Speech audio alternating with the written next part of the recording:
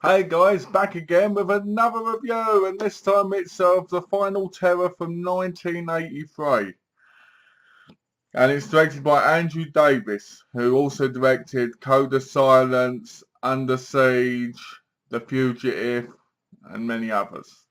And it stars John Friedrich, Adrian Zmid, Ernest Harden Jr., Lewis Smith, Rachel Wald, everybody knows Rachel Wald, hopefully, Daryl Hannah, Akuzo Buzia, Joe Pantoliano, I thought he was Edgar, yeah, Joe Pantoliano, everybody knows that actor too, hopefully, and a lot of others. Basically, this is quite named, there's quite a few good named actors in this before their career actually went off off to being, big. Now, before I get into the review of the film, I just want to say that I was very disappointed with the movie because I was expecting something good. I've got the Blu-ray here. I was expecting it to be awesome. I was expecting it to be fun. I was expecting it to be unique. I was expecting some good kills, and I got none of that. To be honest with you, I was just sitting there going, "What's going to happen? What's going to happen next? Is something actually going to happen? Is this a movie or is this some sort of documentary about walking in the woods?" So anyway, basically it's about five obnoxious forest rangers who take their underdeveloped girlfriends, and that's right, they're very undeveloped, and you don't really get to know much about their girlfriends at all. They're like they're in the background, like Rachel Wald and Daryl Hannah. I wanted to see more of them, but there wasn't enough of them. It was more on the guys. Into the forest to do some work. One night at a campfire, one of the group tells the others of a deranged old hag haunting the surrounding woods, killing anybody who crosses her path. The next day, one of the group mysteriously disappears and another is brutally murdered. After several unsuccessful attempts at escape, the group finally manages to set a trap for the killer and destroy once and for all.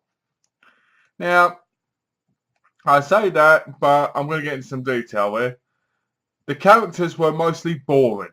The women were undeveloped, especially Rachel Wald. I wanted to see more of Rachel Wald because I'd seen her in Fortress from 1985, which is an Australian film where some kids get held hostage with their teacher being Rachel Wald.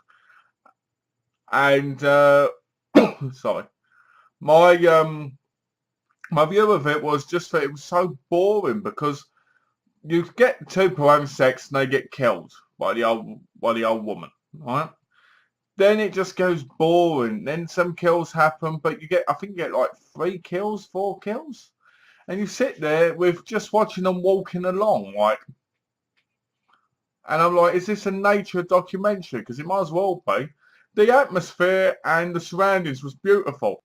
It was beautifully shot and it was beautifully well done, filmed and everything. But the nature was more important than the actors because they're walking through the woods and you just think to yourself, wow, look at this. It's beautiful. I love it. I love the look of these woods, but I don't care about the characters. So I'm sitting there, I'm watching it even more, and finally the kills are getting there, and they decide to run off, and they get a rubber dinghy, and they run off with it. Yep, but are they running? No, they're walking. This film felt like I should have played while it was playing. I will walk 500 miles and walk 500 more. That's what it felt like with the whole film. So they eventually get to their old bus and they hide in there and they kind of curl up together because they're scared, and you hear footsteps on the roof of it and you're like, oh, it's going to get good, it's going to get good. And then an axe comes swinging round and some pipes and you're just like, I mean, that was a fun scene, but then they all get out, they run off again, and you're sitting there. One gets injured, and they send another guy back, and then they decide they want to trap the woman responsible, and you're like, are they going to do it? Are they going to do it? And they do this really crazy adventure. They get this big bit of tree. They have it hanging up with spikes in it, They've tied it up. They've created this amazing trap. Realistically, I don't think that would have happened. Realistically, I don't think they could have done it, but they did. And she turns out, she goes, ah, you know, or whatever, the scream. And it turns out that Edgar is her son. And Edgar was basically the creepy bloke they took the mick out of, who drove them to the place. And basically, he runs off. And he tries to kill one of them before the old woman turns up. And they're beating him. So he goes, Mum, Mum. And she's walking along. She hits a tripwire. The tree thing falls down and kills her. And she's hanging on it dead. And that's the end of the movie. Yep, that's the end of the movie. To me, it felt like it was trying to be a Friday the 13th rip-off, but was supposed to be more about suspense and more about tension, but the tension isn't there. It's just so dull. You don't even get to see the killer properly until right at the end. And it just, there's nothing scary about this movie. There's nothing unique about it. There's nothing special about it other than the cast in it that later on would be, you know, bigger stars. I just can't get my hand around it. I'm sitting there for the whole hour and 21 minutes going, when's something going to happen? When's it going to happen? I'm getting tired of watching them walk. I'm getting tired of watching them walk. I'm getting tired of, guess what, watching them walk.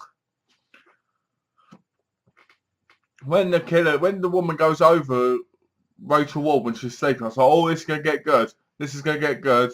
Rachel Ward wakes up screaming, she's gone. And I'm like, yeah. So there was nothing really good about this film in my view other than the actresses in it and Joe Pantoliano. And, you know, I mean, the movie is good for the atmosphere.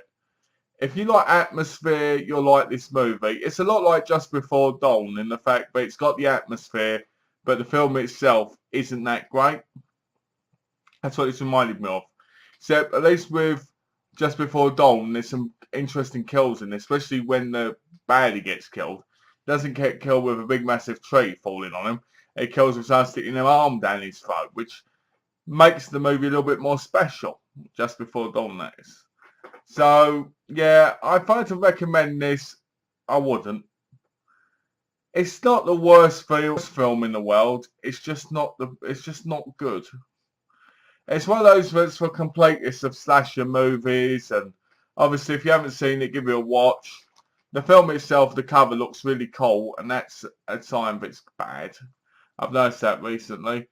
But one of the problems is there isn't enough kills in it, and the kills that do happen in it, they're not very, you know, you don't see much. And that's what bores it even more.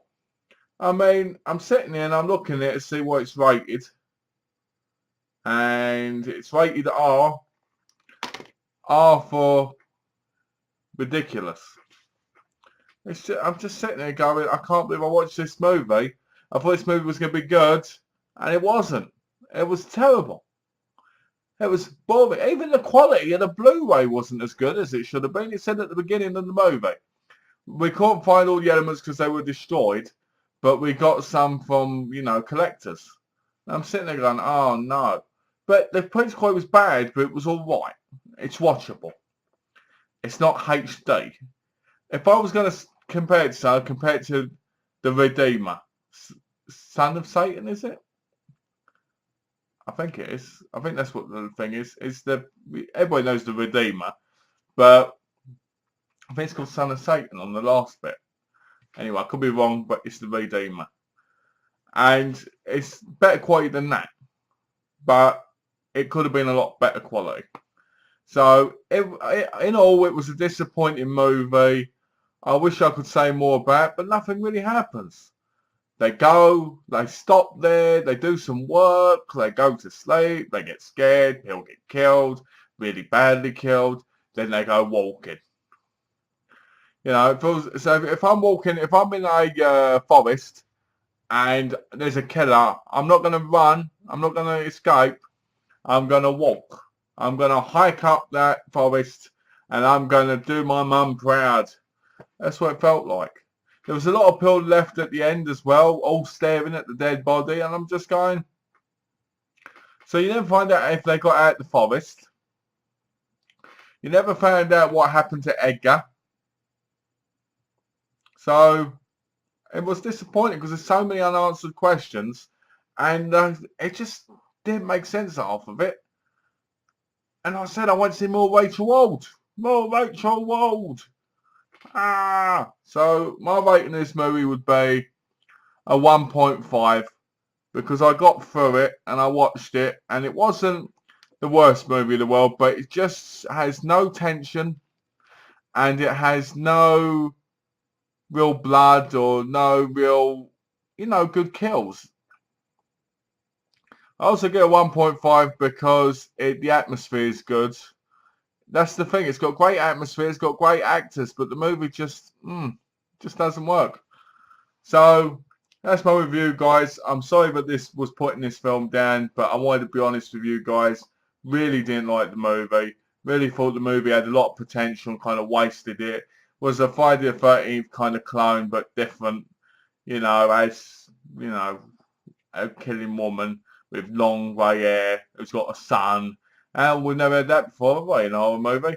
And all that stuff. So thanks for watching, guys. And if you haven't, please subscribe. Thanks for watching, guys, and take care.